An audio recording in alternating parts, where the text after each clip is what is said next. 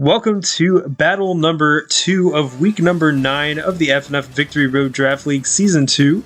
This battle is going to be pitting Noel's team, which is Sun and Friendly, versus Fingered Witch's team, which is Nightwishiwashi.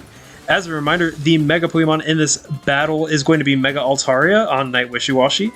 And then the Z Pokemon available in this battle are going to be Arcanine with Z Any Privilege on Sun and Friendly, and Electros with Z Attack Privilege on Nightwishiwashi.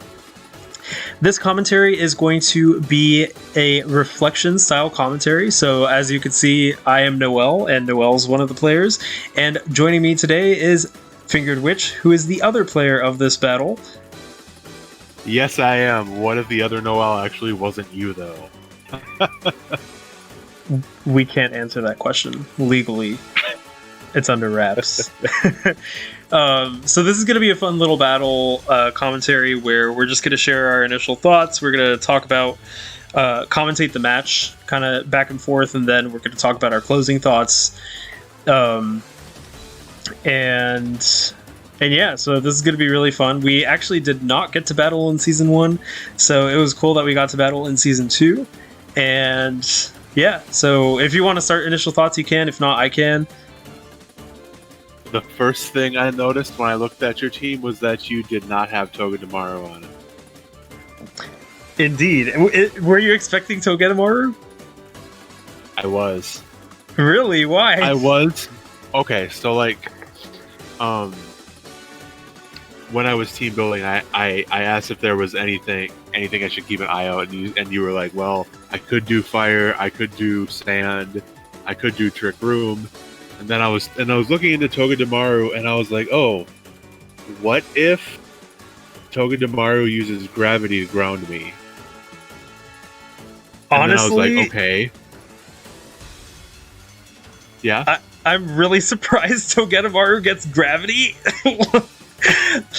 I love that small little roly-poly mouse can control gravity. I guess it's electromagnetism, I suppose. But so, well, that's good to know for the future, and you're welcome for telling you that. So I was like, but I was considering gravity. Throughout this league, like I've always been like, I want to pull off a gravity, but I think with Mesprit, and I haven't double checked if Mesprit gets gravity. I'm pretty sure it does, but I'm not sure. But anyways, I figured someone on your team might, so I looked into Togedemaru since that's the one I'm least familiar with anyway, and I saw that it did. And the reason I thought you might use that would be to screw over Electros, and maybe like Altaria too, since Electros levitates and stuff. Yeah. So I was like, what would be a good way to take advantage of that if you were to use it? Because gravity works on both sides of the field when it's used, right? Yeah. That's why I had toxic spikes. That's interesting. Interesting. That's so funny. I never hear people preparing for gravity. I never hear people wanting to use gravity, which, like, I love gravity, honestly, but... In the same brain, I guess. That's interesting that you prep for Togedemaru. Actually, were there any other Pokemon that you expected on my team that you were surprised not to see, or Pokemon that you didn't expect that you were surprised to see? I kind of thought Latias might make an appearance, but I'm fine that it didn't. I honestly... That was one I was kind of sweating about. I was just like, I don't know how I could squeeze enough coverage into what I had planned. So, I mean, I did, but... I honestly didn't want to bring Latias because Mega Altaria gives it trouble. And if I was going to bring Latias, it was going to be for the same function as Mesprit. And I figured Mesprit could just do it better. So, yeah. Actually, was there anyone on my team you were surprised? I'm sorry, what?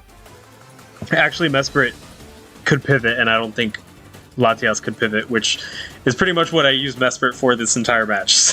Well, no spoilers. Yeah, really? Mesprit was like, I do not see it. I wasn't really surprised at any of the Pokemon you brought, just because like I was expecting any of them. So I guess I was prepared for all 12, The two that like I was really scared of were definitely Incineroar and Mega Altaria. I guess and Nidoking to an extent. I'll just explain like my team building process a little bit. Yeah. So like, well, clearly this is a Sun team, but so I didn't bring Sand this time, and I planned on trying to like. Usually, I'd have like 2 Sun Sweepers or like 2 or 3 really hard hitting Pokemon, and this time I actually tried to go for like dedicating my team around one specific sweeper, and then all the other Pokemon would be kind of like a little bit more defensive and support roles. So I was wary of both Shiftry and Venusaur, because I know Venusaur can learn Solar Beam, so I was expecting you to use it, but you didn't. Yeah, I actually didn't have Solar Beam on Venusaur. I made Venusaur a little bit more like kind of offensive support.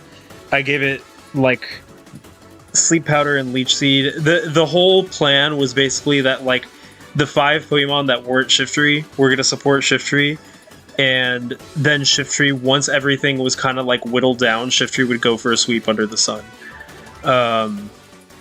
So that's kind of how I built my team around. It was a challenge just because Incineroar is such a good Shiftry counter.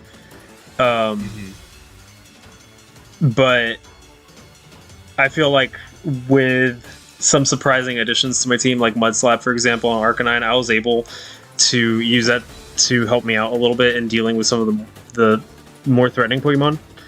But yeah, Mudslap was good for throwing me a little off balance, but what really got me was using Sleep on my team.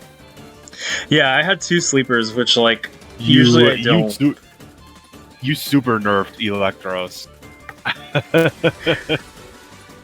Yeah, I played around with Sleep a lot that match, because like I haven't really done that much in this league, so it was fun to see like I don't know, using Sleep to my I was about to say my advantage. Your advantage. To my advantage. But yeah, so that's sort of how I built my team. And if you want to talk a little bit more about how you built your team, why you picked what you did, any strategies you had going in, you mentioned the gravity thing, but anything else that you had in mind? I don't know why I focused so much on the gravity thing, but I did, which is interesting to me. I tried to have something for any of what I saw, or at least that you had mentioned to me prior, were 3 things to look out for, being Trick Room, Sun, and Sand. So that was my main focus, was accounting for those. And my main core was Incineroar, Electros, and Nidoking. And for some reason, I also prepared for water because I forgot that you weren't a water team.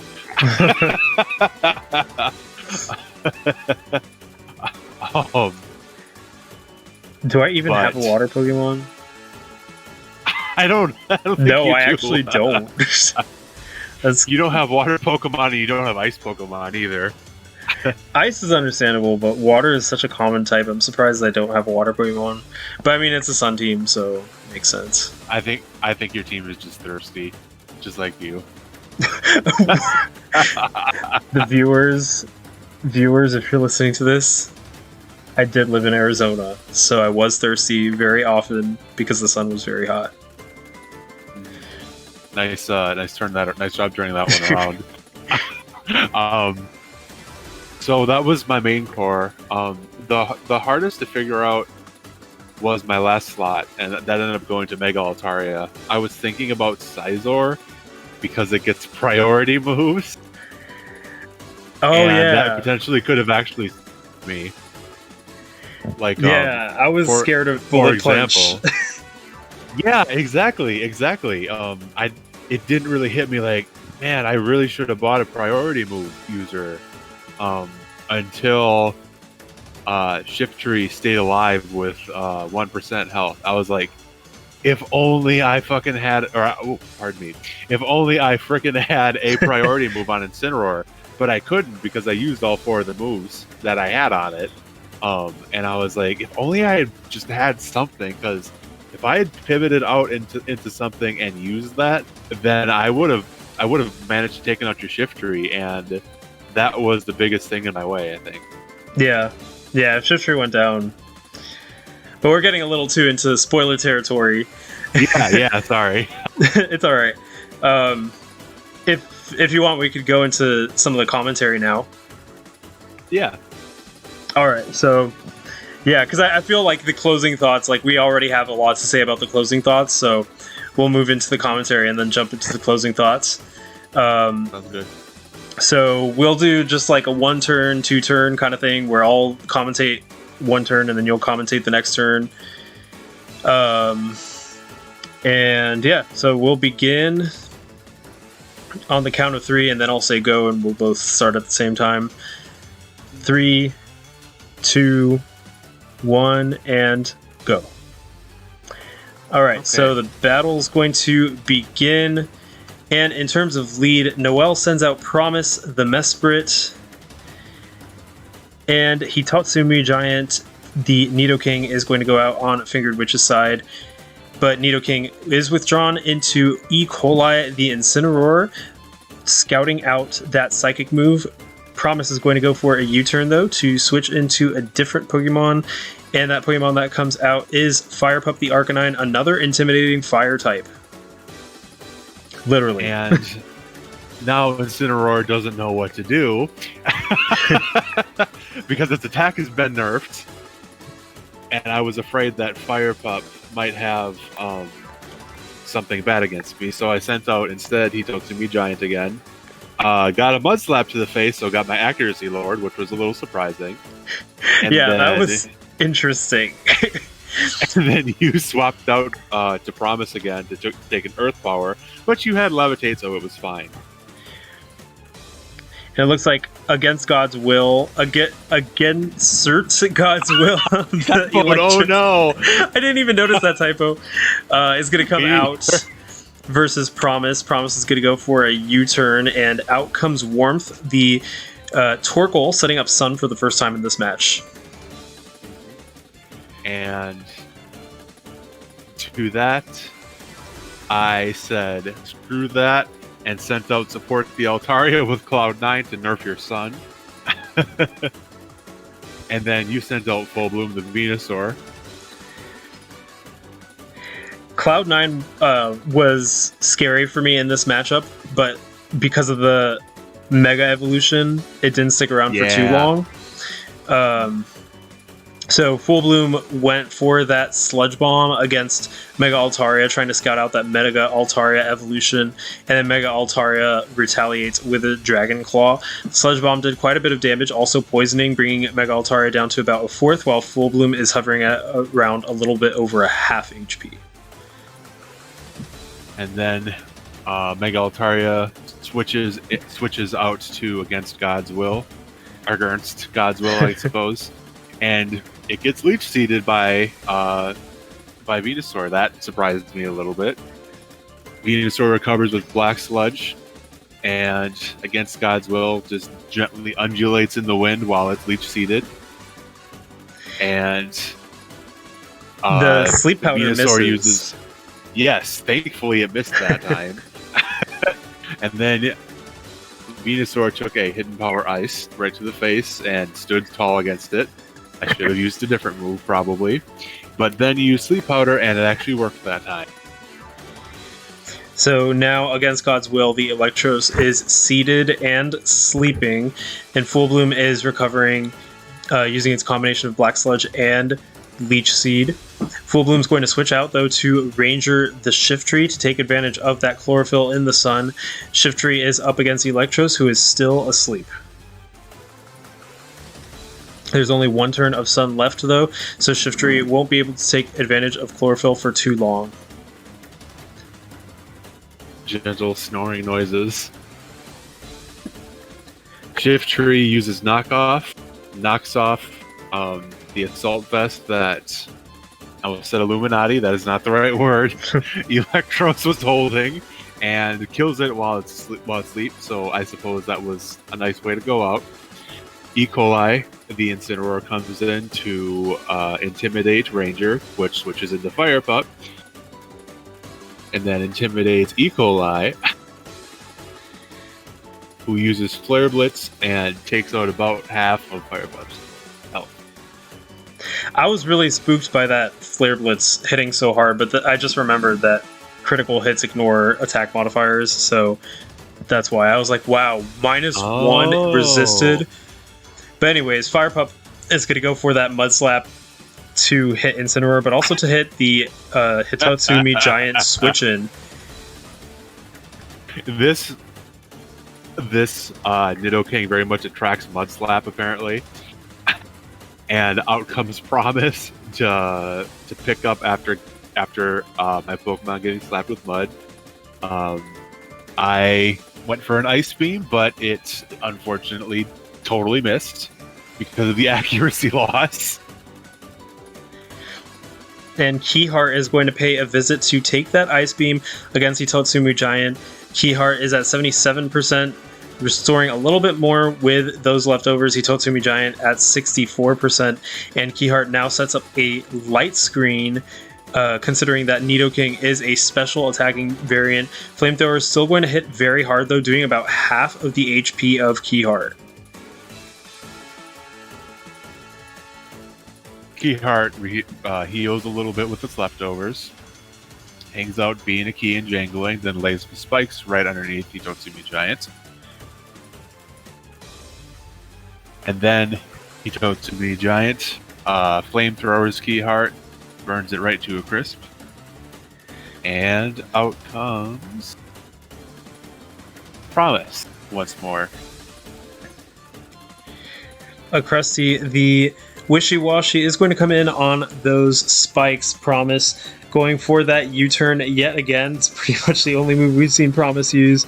And Promise is going to switch into Torkoal. Warmth the Torkoal, setting up Sun yet again. This is the second time that Sun goes up in this match, and the score right now is 5-5. The sunlight is strong.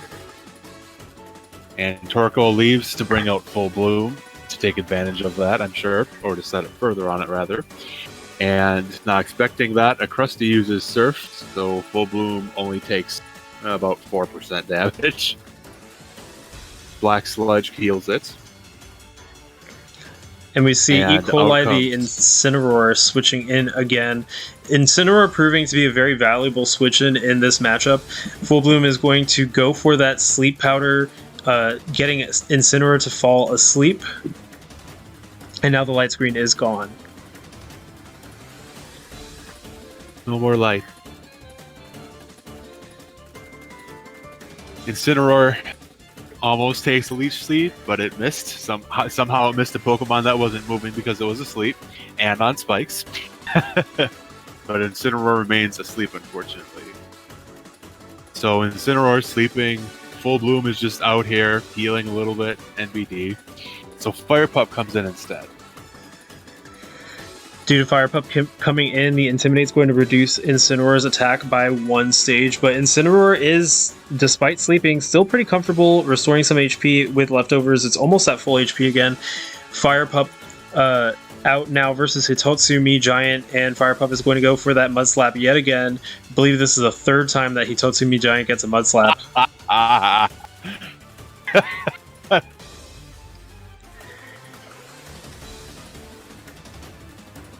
Fire Pup heals with leftovers.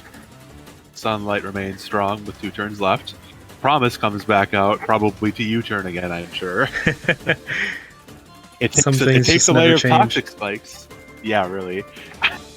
I knew Nidoking was going to die shortly, so I was like, you know what? I'm just going to do this to throw Noelle off. And then So looks out like- comes E. coli. Indeed, E. coli is out at 63%, still asleep. Promise is going to U-turn out into Full Bloom, who absorbs those toxic spikes, and E. coli is Well, E. coli didn't attack that turn, but E. coli could very well wake up the next turn, risky for Full Bloom to come out on it. So Warmth is going to come in instead yet again, setting up that Sun, and E. coli wakes up. And because E. coli wakes up, Warmth gets a nice Flare Blitz to the face, doing about 28% damage. E. coli heals with his leftovers. E. coli is going to go for that Swords Dance, boosting its attack against the relatively passive Warmth the Torkoal. Warmth going for a Yawn. And E. coli now at about 73%, Torkoal at 72%, both at around similar percentages. A Krusty is going to come in instead. The drowsiness was too risky. I managed to survive once, but I wouldn't twice. So a Krusty takes an Earth Power from Warmth and survives it pretty well. Heals with the Citrus Berry to recoup some of that damage, along with the damage from the spikes. Sunlight has three turns left, and Warmth therefore takes an Ice Beam. I was expecting you to switch out, and that time, you got me.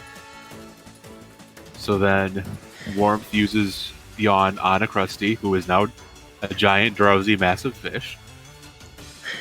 And support the Mega Altaria is going to come out in Ranger. The Shift Tree meets support the Altaria. Support is hanging on by a thread, though, due to the fact that Poison has brought it down to 2%.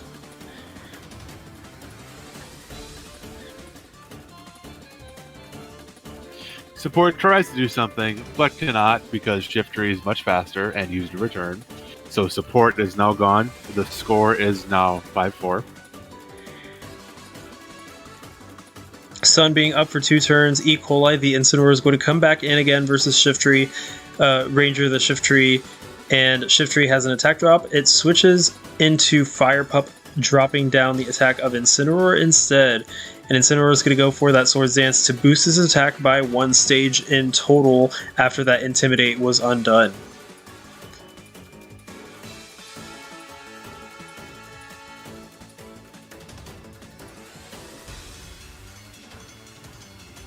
Sun has 1 turn left. Fire Pup tries an Overheat, only does about 30% damage to E. coli, who, sword in hand, uses Earthquake to wipe out Fire Pup. And the score is now even 4-4. Sun now gone. Promise comes out to face E. coli, who has 1.5 times attack. Promise is going to go for that U-turn, bringing E. coli down to 22%, and switches into Warmth the Torkoal to set up that Sun yet again. I believe this is the 4th time that Sun comes up, and E. coli is going to go for that Darkest Lariat. It does 41%, taking Warmth down to 8% HP. Quite low HP. Warmth holding on by a thread, while E. coli restores a little more health with leftovers. Warmth is pretty sturdy this battle, actually, but cannot survive 1 more Earthquake from E. coli. And Sun is now up for, I believe, 6 more turns. Ranger, the Shift Tree, comes out. E. coli is at 34%, and Shift Tree is going to go for a Swords Dance. E. coli goes for that Flare Blitz, doing massive damage, but activating that Focus Sash. Shift Tree now at 1%, while E. coli is at 7%, 13% after the leftovers recovery.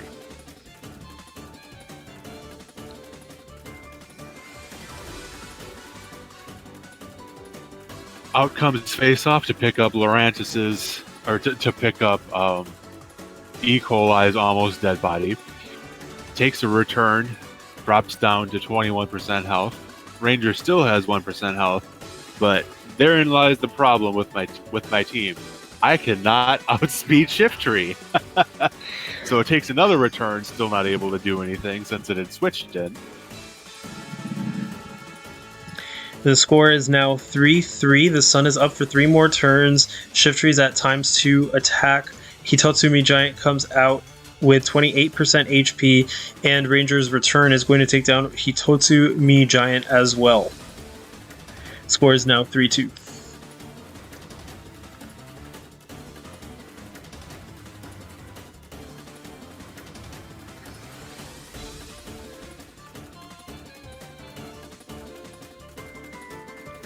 Out comes a Krusty the Wishiwashi rather.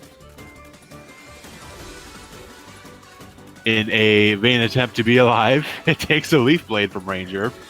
Now the score is 3-1, and Sun is about to evaporate as well. E. coli, the Incineroar comes out due to the spikes. However, it is KO'd before the turn begins, and that is the match. It is a 3-0 victory for Sun and Friendly over Nightwishiwashi, and yeah, that was a 40-turn match. It was a pretty decently long match for like the archetypes we were running. Yeah, it really was. I once we started the match, I was wondering how it would play out, but it went on for a lot longer than I thought, and B, I kind of felt like the whole match was us just kind of gradually trying to chip away from each other. Like we were two assassins, just kind of like, or two thieves, like trying to steal away a little of each other's health until the very end. Yeah, that's definitely what I was going for in my strategy. I feel like there was a lot of like you said, like chipping away, because at the end there, I knew Torkoal was getting to the point where it was going to die. So I thought, okay, I could set up Sun one last time and let Shiftry go for it one last time. I just kept wondering. I was like, okay, I know I'm going to have to take a Flare Blitz to the face. I know Incineroar is going to do that. I really hope that 10% burn chance doesn't activate, because if it does, I lost the game. Oh, that would have been so nice if it had. I don't think it was a 100% loss, because I still had Venusaur, who would be really fast in the sun, and Mesprit was holding a Choice Scarf, and I did have moves that weren't U-turn. I just kept U-turning. Oh, really? So Mesprit could have actually done something, it just didn't. My two attacking moves were U-turn and Zen Headbutt, and I didn't want to use Zen Headbutt because Incineroar could just come in, and then I was locked into Zen Headbutt. So, and U-turn just always seemed to be the optimal move for me, because it always let me like do chip damage while setting up an advantageous matchup. So I understand, that's a pretty good excuse. I also had Trick, and I was so tempted to trick Nidoking before it used Toxic Spikes, which would have been awesome, because then it would have been locked into Toxic Spikes. But I was like, nah, they're probably going to switch to Incineroar, and then I didn't. And then it didn't work. But I actually, I didn't realize till I sent it out, but I actually only had 3 moves on Lurantis. Oh, really? What? Yeah. At the very end, I was trying to figure out another move to put on it, but then I just completely forgot and started the battle. Whoops. Wow.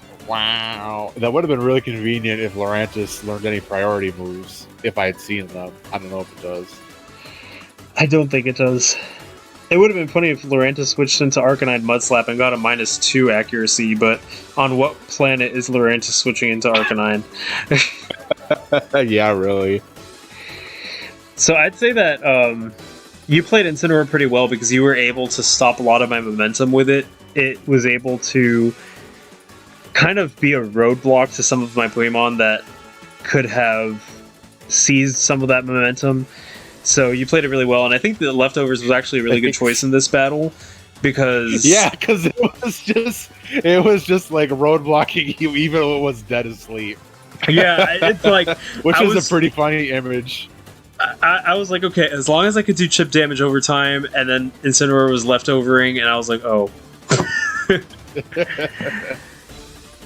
So yeah, but that was a pretty fun battle, and I really enjoyed it. Yeah, I did too. Also, I was really like, as soon as you used Swords Dance on Shiftry, that made me so excited. I don't know why, but just the concept of these two kind of weird dark Pokemon, just like going for like a final clash, you know? Uh-huh. It just, that really excited me. It felt very like anime, I guess. That's funny. With the power of friendship and swords. The power of friendship didn't beat that that sash you had, though, unfortunately. Yeah, Sash Shift Tree. Sash Shift Tree is Sorry, really good. Smarty, she's shaft now. Yeah. It's just about finding when to pull out Shift Tree. So yeah. But yeah, I don't really think I have any other closing thoughts aside from like kind of analyzing the strategy of chipping away at each other and then trying to set up those conditions for the Shift Tree sweep for me. I don't know if you have any other final thoughts. No, not really. I definitely feel like I could have used Altaria better. Like if I had given it flamethrower this time, for example. But I have no regrets. I had a really fun time, actually. I was nervous for this match, and also I did a lot better than I was expecting, so that's cool too. Yeah, you did really well, and it was 3-0, but it was borderline 2-0 because Shift Tree was hanging on by a thread. So yeah, that was a fun one. And well, sweet. Join in for some more Week 9 battles coming up. This is the first time Noel's battle's not the first one. So we have 6 more Week 9 battles coming up, and stay tuned for those. This is Noel from Sun and Friendly, joined by Fingered Witch of Nightwishiwashi, and stay tuned for some more Week 9.